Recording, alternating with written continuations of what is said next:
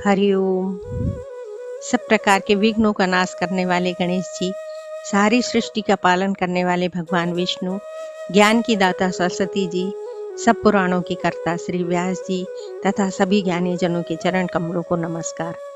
अब मैं आपको पौष मास के सफला एकादशी व्रत की कथा एवं महत्व सुनाने जा रही हूँ। युधिष्ठिर ने पूछा, स्वामीन, पौष मास के कृष्ण पक्ष में जो एकादशी होती है उसका क्या नाम है, उसकी क्या विधि है तथा उसमें किस देवता की पूजा की जाती है, यह बताइए। भगवान श्री कृष्ण ने कहा, राजेंद्र, बतलाता हूँ, सुनो। बड़ी बड़ी दक्षिणा वाले यज्ञों से भी मुझे उतना संतोष नहीं होता जितना एकादशी के व्रत के अनुष्ठान से होता है। इसलिए सर्वथा प्रयत्न करके एकादशी का व्रत करना चाहिए। पौष मास के कृष्ण पक्ष में सफला नाम की एकादशी होती है। उस दिन पूर्वोक्त विधान से ही विधि पूर्वक भगवान नारायण की पूजा करनी चाहिए। एकादशी कल्याण करने वाली है, अतः इसका व्रत अवश्य करना चाहिए।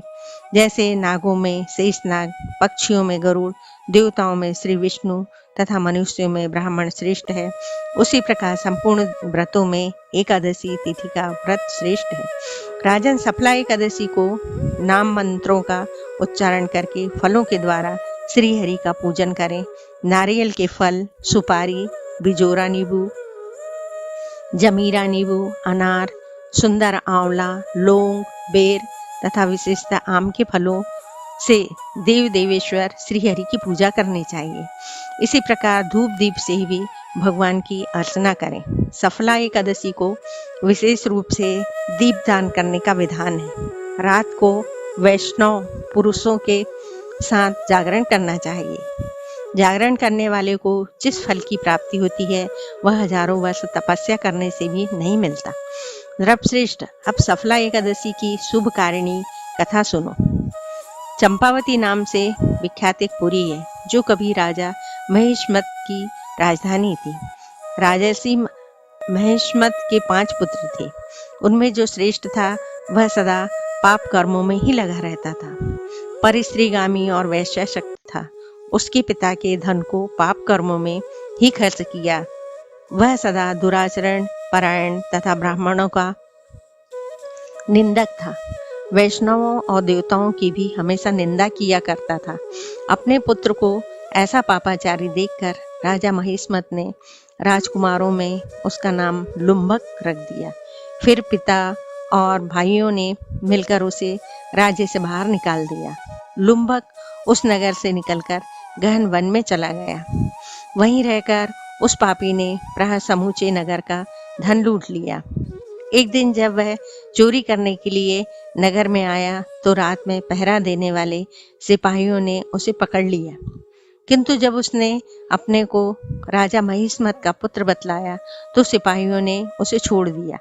फिर वह पापी वन में लौट आया और प्रतिदिन मांस तथा वृक्षों के फल खाकर जीवन निर्वाह करने लगा। उस दुष्ट का विश्राम स्थल पीपल वृक्ष के निकट था। वहां बहुत वर्षों का पुराना पीपल का वृक्ष था। उस वन में वह वृक्ष एक महान देवता माना जाता था। पाप बुद्धि लुम्भक वही निवास करता था। बहुत दिनों के पश्चात एक दिन किसी संचित पुण्य के प्रभाव से उसके द्वारा एकादशी के व्रत का पालन हो गया। पौष मास में कृष्ण पक्ष की 10वीं के दिन पापिष्ट लुम्भक ने वृक्षों के फल खाए और वस्त्रहीन होने के कारण रात भर जाड़े का कष्ट भोगा। उस समय न तो उसे नींद आई न आराम ही मिला। वह निष्प्राण सा हो रहा था। सूर्योदय होने पर भी उस पापी को होश नहीं हुआ। सफला एकादशी के दिन भी लुम्भक बेहोश पड़ा रहा। दोपहर होने पर उसे चेतना प्राप्त हुई। फिर इधर उधर दृष्टि डालकर वह आसन से उठा और लंगड़े की भांति पैरों से बार बार लड़खड़ाता हुआ वन के भीतर गया। वह भूख से दुर्बल और पीड़ित हो रहा था।